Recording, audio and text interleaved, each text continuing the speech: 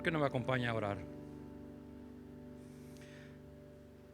Padre Celestial, nuestro corazón se llena de gozo, se llena de emoción, tan solo de imaginar aquel cuadro en donde Jesús, sentado en un pollino, entró a Jerusalén. Y las multitudes lo aclamaban y le decían: Hosana, Hosana al Hijo de David. Y hoy día nuestro corazón se llena de alegría y de gozo cuando también decimos: Señor Jesús, tú eres digno de toda gloria, de toda honra, porque tú siempre has sido, tú no tienes un principio, tú no tienes un final, y tú reinarás por siempre sobre tu pueblo. Tú eres nuestro Rey para siempre. Gracias, Señor, porque esto nos llena de esperanza, nos llena de fortaleza, nos llena de propósito, llena de sentido nuestra vida. Y nos gozamos en decir: viene un Rey, tú eres Rey. Te alabamos, Señor Jesús, porque tú eres ese Rey para nosotros. Y ahora, Señor, que vamos a abrir tu palabra, te rogamos que seas tu Espíritu Santo obrando en nosotros para comprender las riquezas que hay en ella. Ayúdanos a conocer al Jesús del que habla el Evangelio. En el nombre de Jesús oramos. Amén. Bueno, pues gracias a Dios que estamos aquí. Todo el mundo tiene su hojita de la prédica. Si no la tiene, por favor, levante su mano para que le sea alcanzada y que podamos llevar a cabo nuestra prédica de esta tarde. Y bueno, estamos ya al final. El domingo pasado fue la última prédica de Jesús, no es como lo pintan. Y el tema de hoy, y el tema del próximo domingo, y el tema de cada domingo debería de servirnos para conocer al Jesús real, al Jesús del que habla el Evangelio. Queridos amigos, es muy importante, es indispensable conocer a Jesús. Jesús le ha prometido a sus discípulos que si lo conocemos y creemos en Él, nuestra vida será diferente. Él promete que va a sanar nuestras heridas, que viviremos gozosos, que nos dará respuestas, que nos dará una identidad, que nos sabremos aceptados, perdonados, amados, valorados por nuestro Dios. Además de poder vivir en paz y llenos de esperanza, que ese es el tema del próximo domingo. Si Jesús nos prometió a sus discípulos esa vida en abundancia, y si algunos de nosotros todavía no estamos experimentando esa vida en abundancia, tenemos que ir urgentemente al Evangelio e identificar si estamos conociendo al Jesús del Evangelio, porque la experiencia de conocer al Jesús del Evangelio tendría que ser la clave para que nosotros empecemos a experimentar esa vida en abundancia.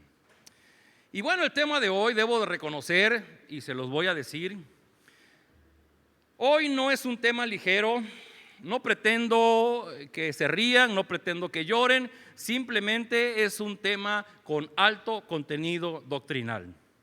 Y usted va a decir: bueno, pero ¿por qué? ¿No hay otra cosa de la cual hablar? No, porque hablar de estos temas es hablar de la columna vertebral que sostiene nuestra fe. Estas verdades de las que vamos a hablar hoy describen a Jesucristo y nos permiten realmente conocerlo, para que Él pueda obrar en nosotros la redención que nos ha ofrecido. La mayoría de nosotros conocemos algunos nombres de Jesús, como el Mesías, el Cristo, Jesucristo, el Hijo de Dios, el Hijo del Hombre, Emmanuel. Pero estoy seguro, y no quiero hacer encuesta, de que muy pocos de nosotros, o casi nadie, ha escuchado que Jesús sea nuestro profeta, nuestro sacerdote y nuestro Rey. Estuve a punto de pasarles una hojita para hacerles examen, pero dije: no, creo que es mucho. No me quiero aprovechar de su inocencia. Pero bueno, yo les voy a decir algo. Si ustedes ponen atención en los breves minutos de esta prédica, yo les aseguro que si ustedes se aprenden lo que hoy vamos a ver, se van a ahorrar como un semestre en la licenciatura de teología en cualquier seminario. No porque yo lo diga, sino porque el tema, estos temas son los que dan a los seminaristas, y es un tema que deberían conocer cada cristiano. Así que agudice su mente y su corazón y diga: Señor, yo quiero, enséñame a mí. Y vamos a ver qué podemos aprender hoy. Para iniciar, vamos a leer este breve pasaje, Mateo 21, versículos 6 al 11, que aparece en su pantalla. Les pido que por favor me acompañen a leerlo. Y dice así: y los discípulos fueron, hicieron como Jesús les mandó, y trajeron el asna y el pollino, y pusieron sobre ellos sus mantos, y él se sentó encima. Y la multitud, que era muy numerosa, tendía sus mantos en el camino, y otros cortaban ramas de los árboles y las tendían en el camino. Y la gente que iba delante y la que iba detrás aclamaba diciendo: Hosana al Hijo de David, bendito el que viene en el nombre del Señor, hosana en las alturas. Cuando entró él en Jerusalén, toda la ciudad se conmovió diciendo: ¿quién es este? Y la gente decía: este es Jesús el profeta de Nazaret de Galilea. Increíblemente hoy, si preguntáramos en la calle: ¿quién es Jesús? Yo no sé si ustedes o las personas que encontramos en la calle realmente pudieran darnos una idea de quién es Jesús, más que decir a lo mejor Dios encarnado, o a lo mejor decir el Salvador, pero casi nadie diría: es que Jesús es mi profeta, mi sacerdote y mi rey, que es lo que vamos a ver en este día. Así es que, para entrar en materia, punto número 1, Jesús es nuestro profeta. Jesús es nuestro profeta. ¿Quién era un profeta en el Antiguo Testamento?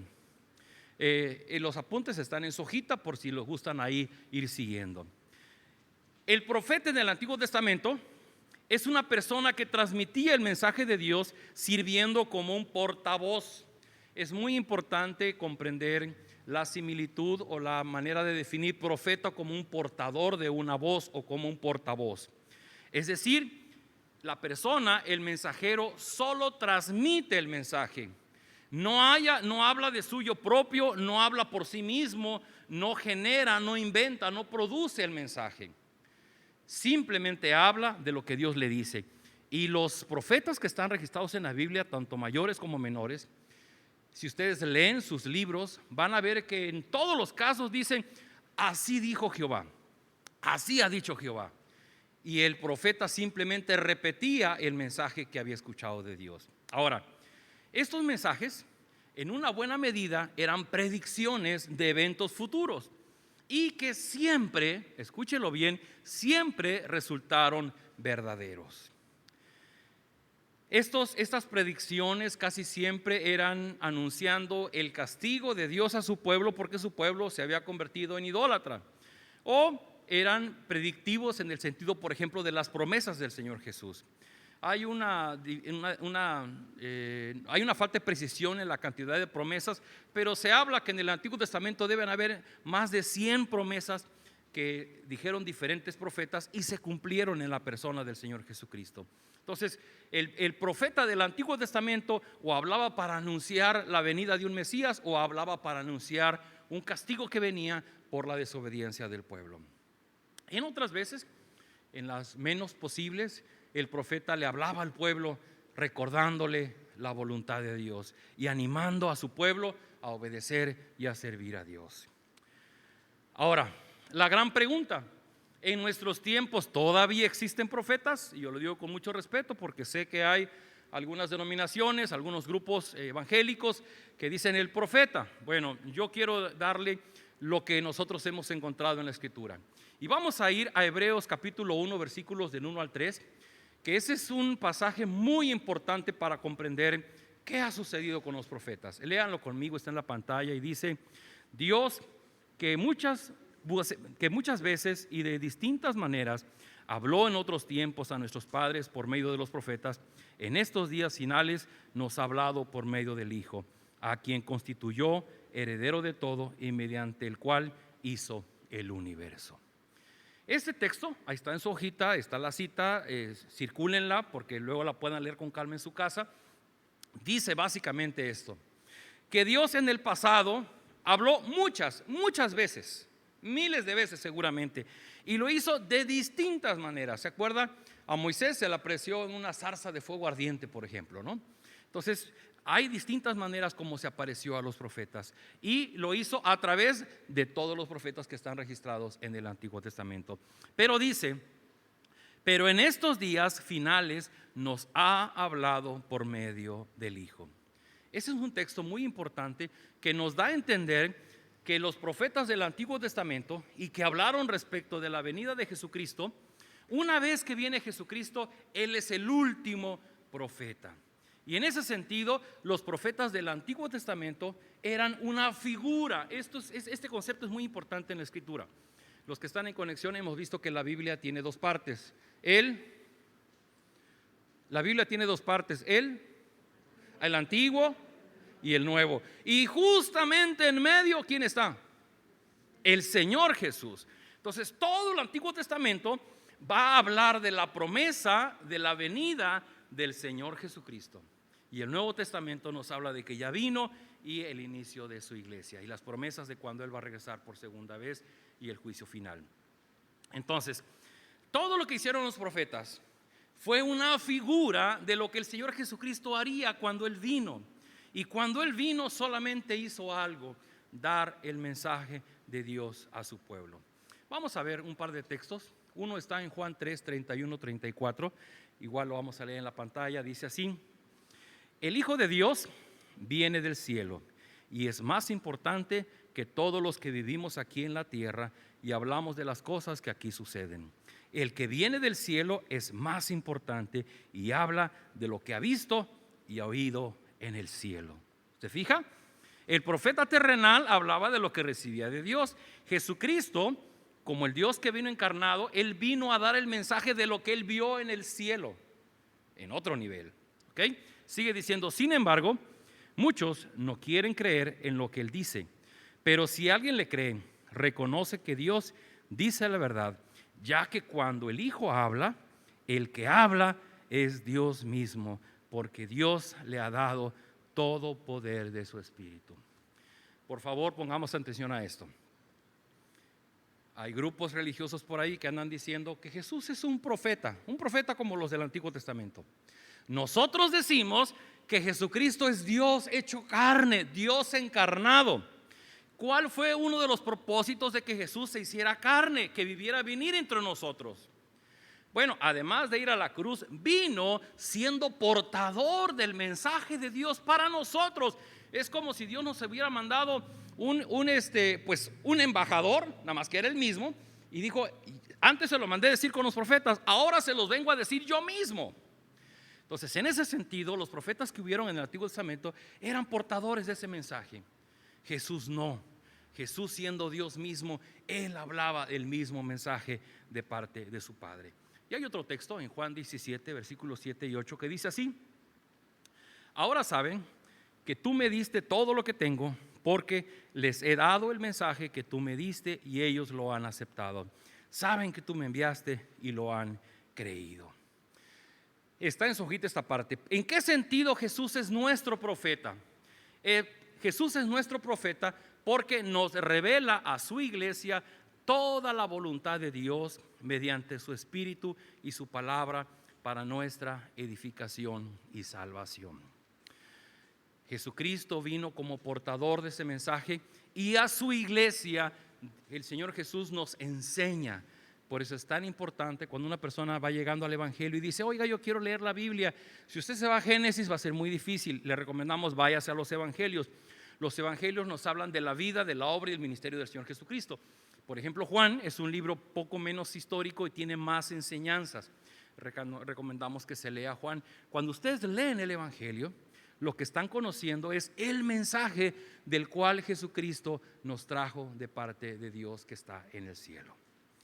Entonces, si nosotros queremos realmente conocer a Dios, tenemos que ir a Jesucristo. No hay vuelta de hoja. No hay que ir al Tíbet, no hay que encerrarse en un monasterio, no hay que hacer clases de yoga, no hay que hacer pensamiento transaccional. No, nada de eso. No hay que hacer concentración para ver el infinito. Simplemente hay que ir al Señor Jesucristo, y el Señor Jesucristo nos habla a través del Evangelio, y es la manera como lo podemos conocer. Ahora, el apóstol Pablo habla de que el Señor Jesucristo instituyó apóstoles, profetas, pastores, maestros y evangelistas.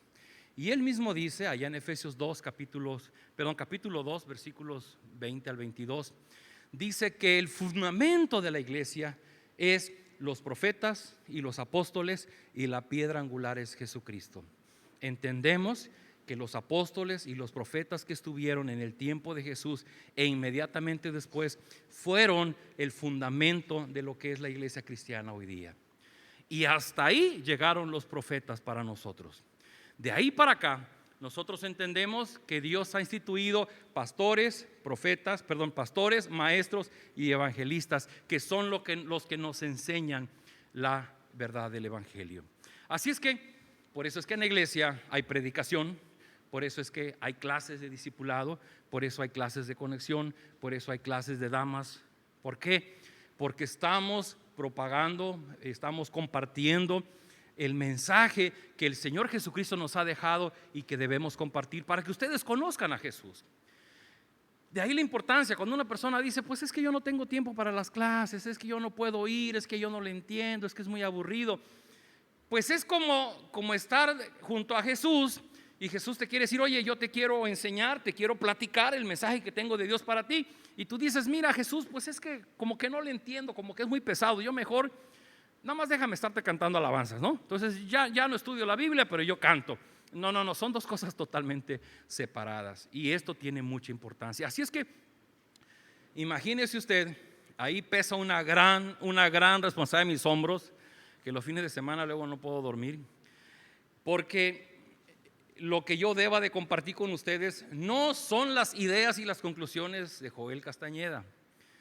Esto se está grabando y seguramente más de un pastor lo va a ver. Entonces tengo que decir lo que dice el texto bíblico para que yo no diga una cosa que no es. Yo no puedo llegar a decir, pues sí, hermanos, que anoche tuve un sueño y en ese sueño bajaba una estrella. O sea, decir, bueno, ¿y eso dónde está en la Biblia? Y ustedes mismos sean juiciosos. Cuando una persona esté hablando de parte de Dios, pero nunca menciona el texto bíblico, no es un mensaje de Dios. Y de esto abunda en las redes, ¿eh? Así es que es nuestra responsabilidad, los que estamos aquí, que somos tutores, que somos guías y que están empezando a pastorear a las demás personas, tenemos la responsabilidad de conocer la Biblia. Si nosotros no conocemos el mensaje que Jesús nos ha traído, pues ¿qué vamos a decir a los demás? Lo que nos imaginamos. Y lo que nos imaginamos no funciona. Tenemos que ser muy prudentes con esto. En segundo lugar, Jesús es nuestro sacerdote. ¿Quién era un sacerdote en el Antiguo Testamento? Era la persona responsable de presentar en el altar los sacrificios de todo el pueblo para el perdón de los pecados. Y en virtud de los sacrificios ofrecidos, el sumo sacerdote entraba al lugar santísimo una vez al año para interceder por el pueblo ante Dios. Recuerdan ustedes que hemos platicado primero largo en los devocionales y en otras prédicas. Nuestro Dios, cuando hubo llevado fuera de Egipto a su pueblo, lo llevó al desierto, les dio leyes. Y dentro de las leyes que Dios les dio era el ofrecimiento de los sacrificios. Ellos tenían que matar diferentes animalitos de acuerdo a los pecados que ellos cometían.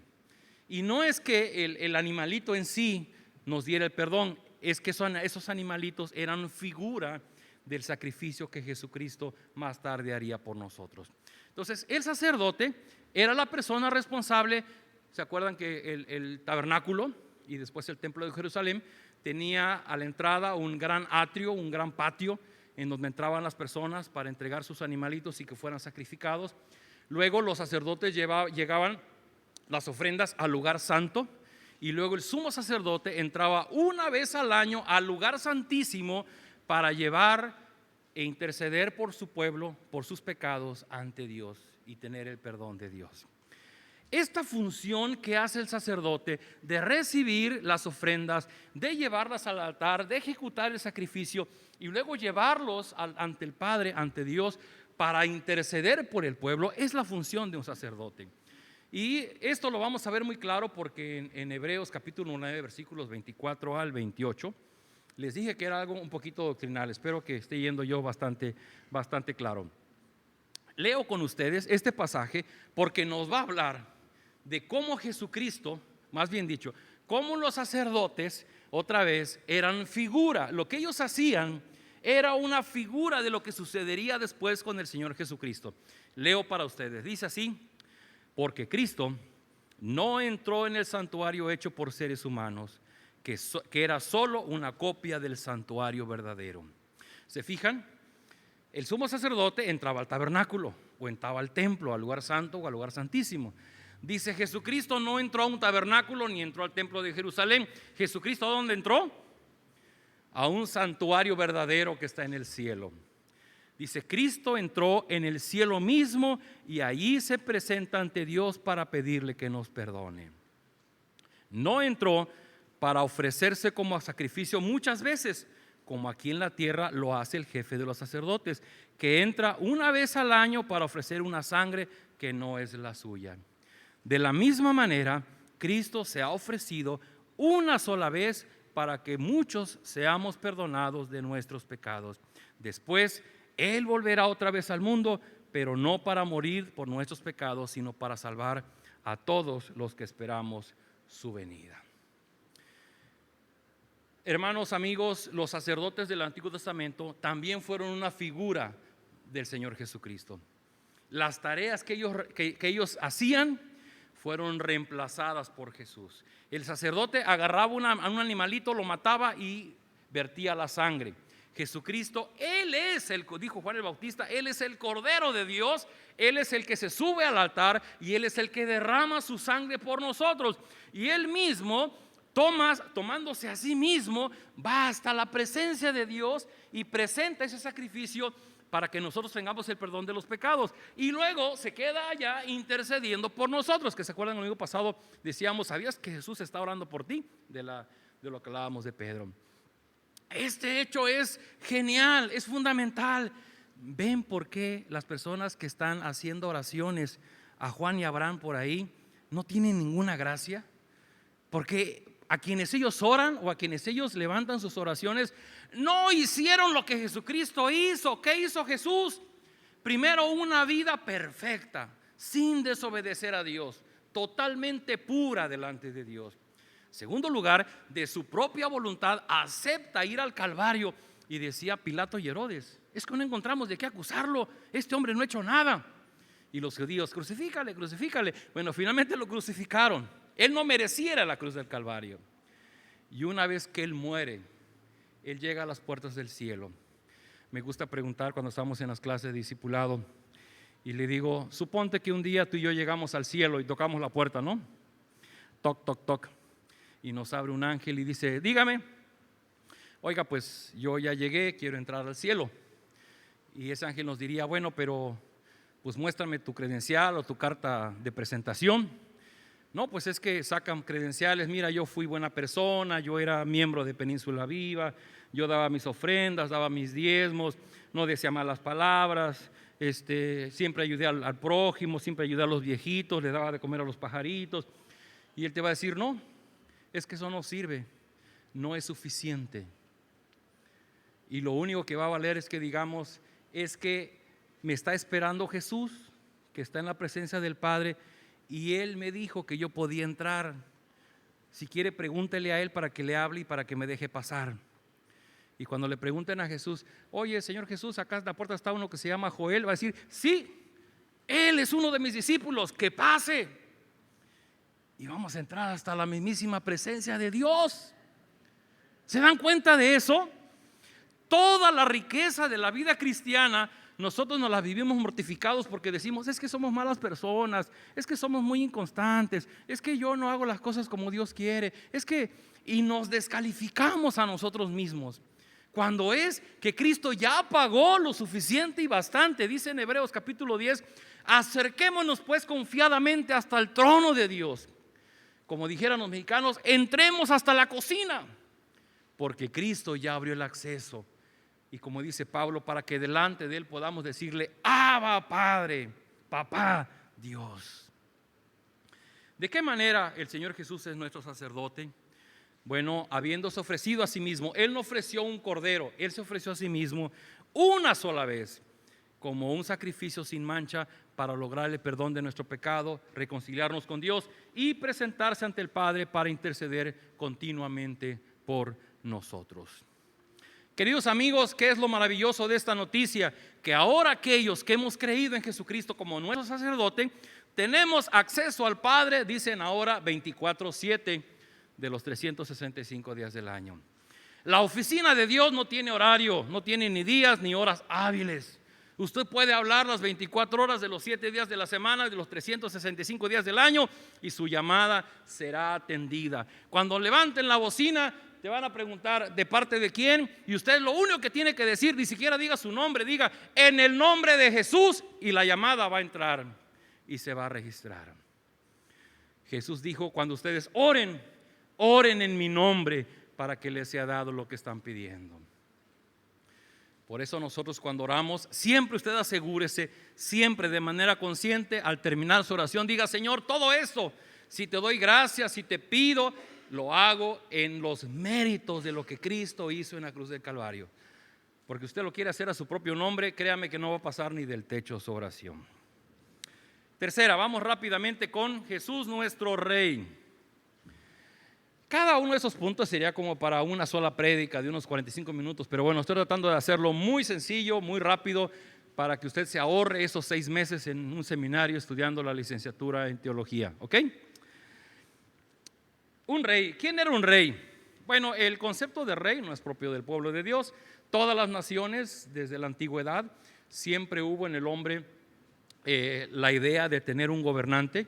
Los egipcios tuvieron a su faraón, que era su gobernador, su rey, y todas las naciones de los pueblos tuvieron siempre sus reyes, sus emperadores. De igual manera, el pueblo de Dios en algún momento de la historia quiso también tener un rey. Cuando Dios los lleva al desierto, hubo un periodo que Dios gobernó su pueblo, se le llama, quieren apuntar por ahí una palabra dominguera, la teocracia, el gobierno de Dios directamente sobre su pueblo. Y Dios lo hizo a través de los famosos jueces. Hay un libro en la Biblia que se llama Jueces, Josué, Jueces. Y fueron diferentes caudillos que Dios fue levantando para liberar a su pueblo en diferentes momentos que pasó por dificultades. Y hubo un momento, llegando al libro de Samuel, en el que más o menos allá por el año 1000 antes del Señor Jesucristo, y dice que el pueblo le dijo a Samuel: oye Samuel, pues tú ya estás muy grande de edad, tus hijos pues como que no han seguido tus pasos, y si tú mueres nos vamos a quedar sin nadie, ¿por qué no nos consigues un rey? Y entonces Samuel fue con Dios y le dijo: oye Señor, ¿cómo ves a tu pueblo? No te quieren a ti como rey, quieren que les pongas un rey, un hombre de carne y hueso. Y Dios le dice: no te preocupes, porque no te han despreciado a ti, me han despreciado a mí. Y entonces Dios le da a Saúl, ¿se acuerdan? Que era alto y muy bien parecido, pero en la primera misión desobedeció a Dios y fue reprobado. Después viene el rey David, que fue un hombre conforme al corazón de Dios, pero aún así cometió su error por ahí. Y después vino Salomón, que le pidió a Dios toda la sabiduría, y Dios le dio toda la sabiduría y todas las riquezas. Y de las 1000 mujeres que tuvo, a cada una le hizo su capillita, ¿no? Con su Dios. Y entonces Salomón cayó tras la idolatría en su corazón. Y algo que es constante en estos 1000 años de historia antes del Señor Jesucristo es que no hubo un rey perfecto que gobernara al pueblo de Dios. Yo les invito, si ustedes nunca lo han hecho, lean primero y segundo libro de Reyes, primero y segundo libro de Crónicas, primero y segundo libro, Samuel, Reyes y primer y segundo libro de Crónicas. Es la historia de los reyes.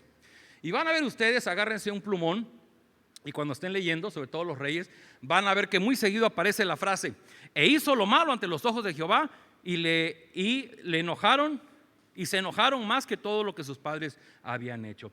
Hizo los malos ante los ojos de Jehová, andando en el camino de su padre y en los pecados con que hizo pecar a Israel. Esta frase de e hizo lo malo delante de los ojos de Jehová se refiere a cada uno de los reyes. Así es que la historia, los 1000 años de historia, nos dejan como resumen que los reyes que habían estado frente al pueblo de Dios fueron reyes imperfectos, que desobedecieron a Dios, que cayeron presos de la idolatría de sus corazones, de sus pasiones, de su corazón egoísta. Y entonces Dios, desde el Génesis en 3:15, ya había dicho que Él enviaría a alguien que de la simiente de la mujer aplastaría a Satanás en la cabeza. Y como Satanás era el príncipe de este mundo, el que aplastaría la cabeza sería Jesús como rey. Y entonces quiero invitar a un texto que me gusta mucho, que está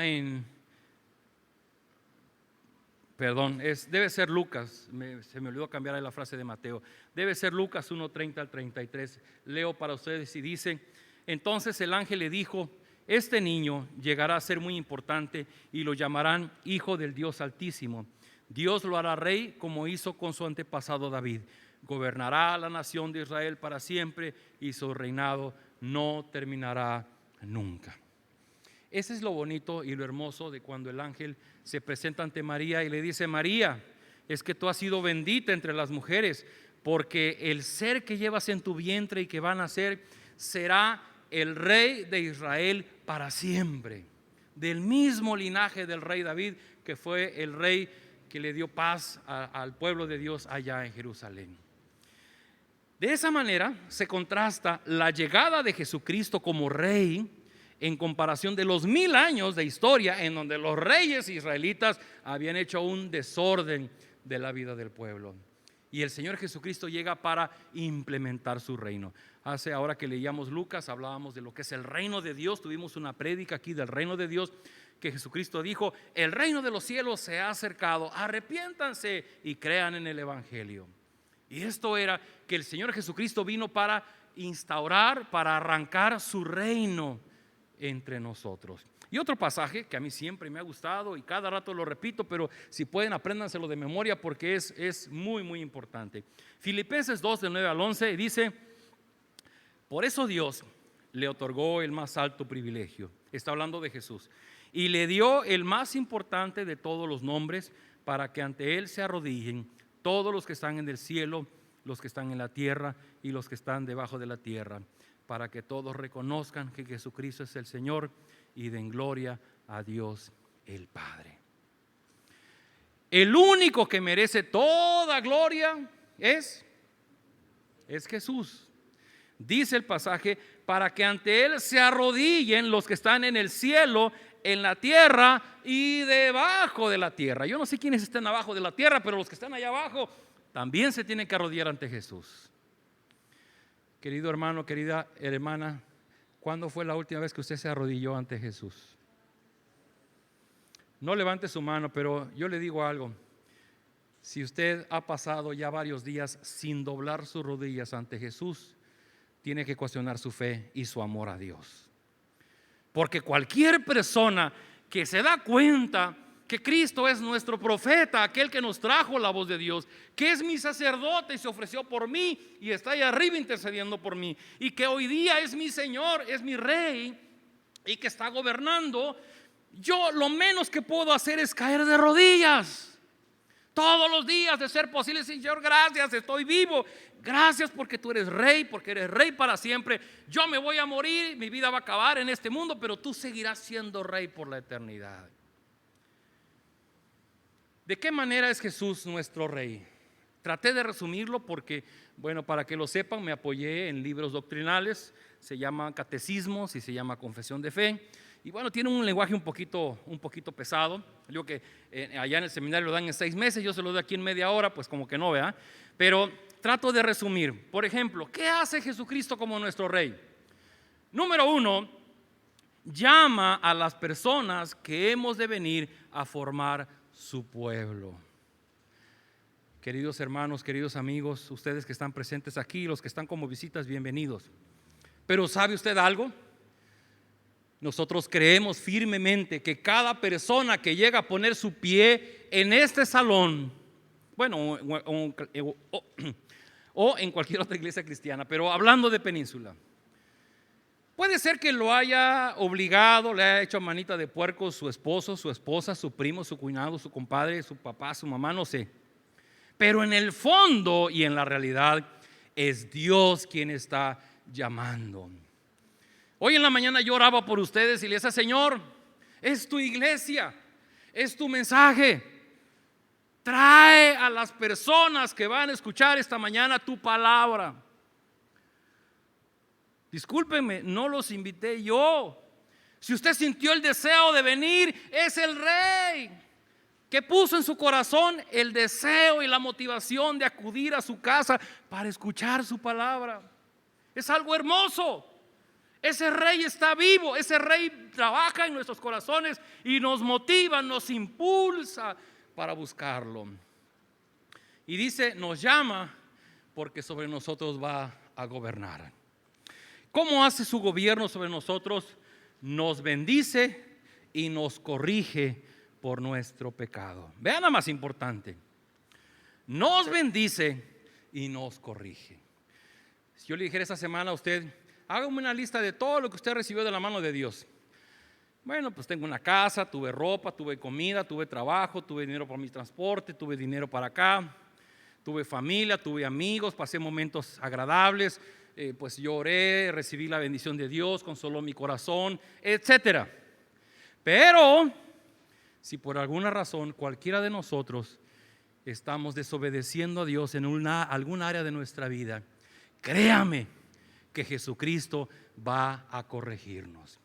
Lo vimos hace unos domingos cuando hablábamos de la disciplina y decíamos, es que en hebreo se dice que el que es un hijo de Dios y que es amado por Dios va a ser corregido por Dios.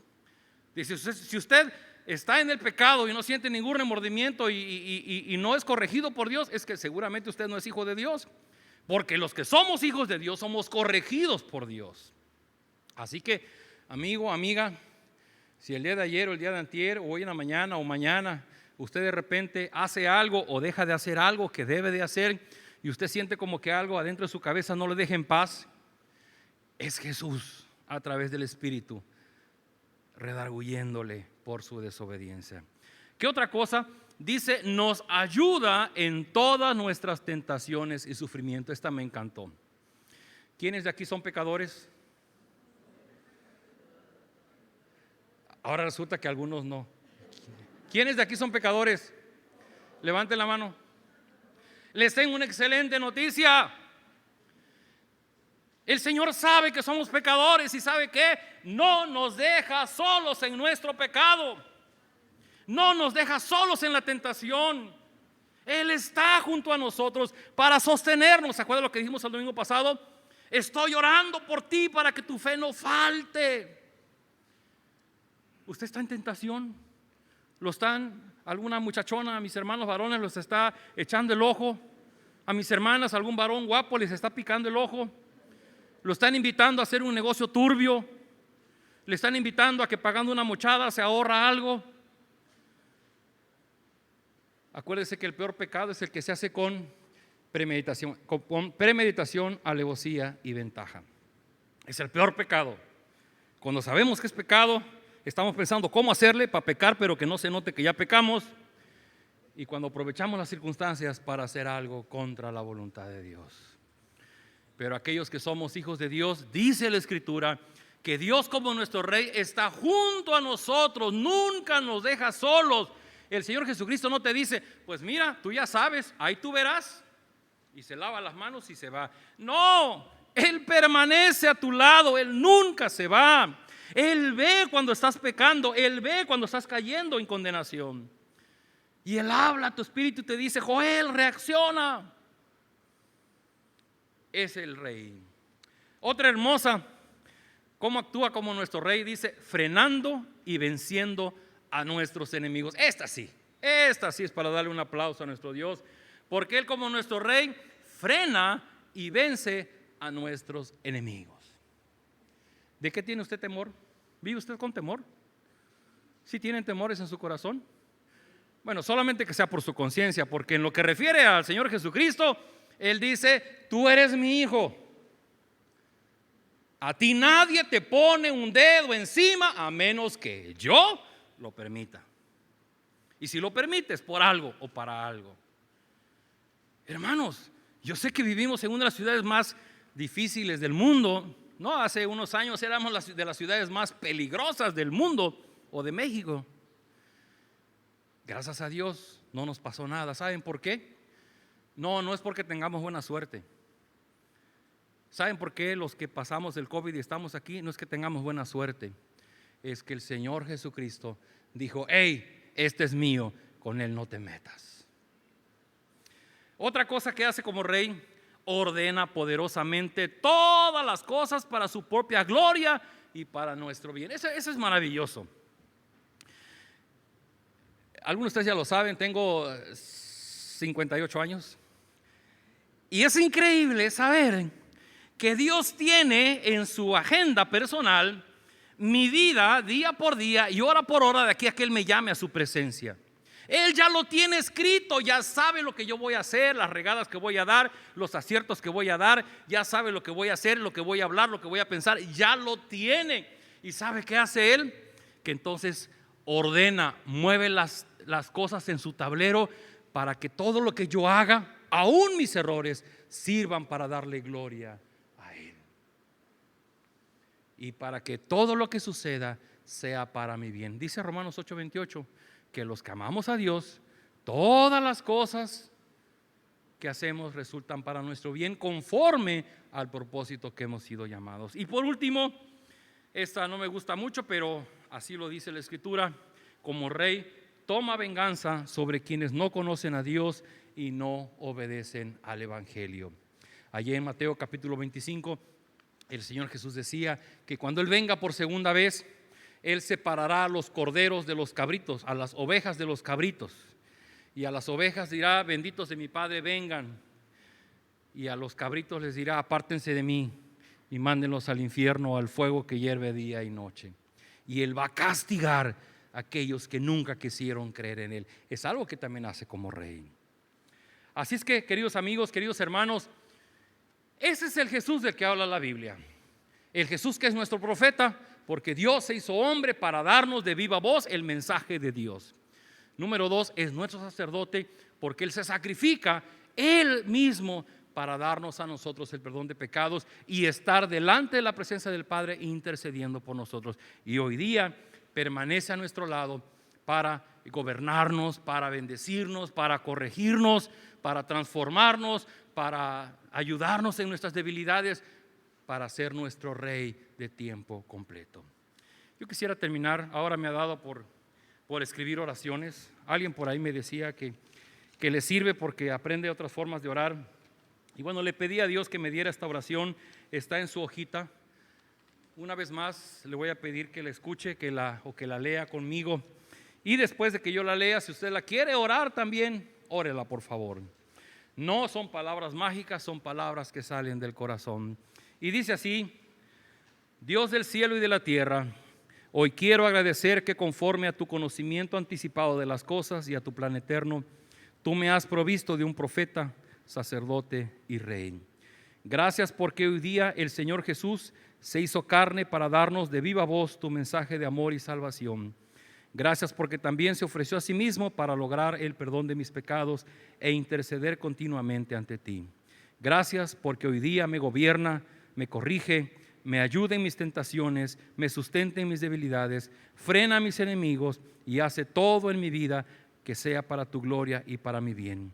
Muchas gracias por darme un profeta, un sacerdote y un rey. En el nombre de Jesús, amén. Yo le ofrezco esta oración, llévela a usted. Yo le invito a esa hojita, no la tire, guárdela. Si puede en la semana, dele un repaso. Ya le dije, le ahorró un semestre de teología en el seminario. ¿Ok? Pero es fundamental, esa es la doctrina de nuestra iglesia. Vamos a orar. Estén de pie porque después vamos a cantar. Estén de pie, vamos a orar.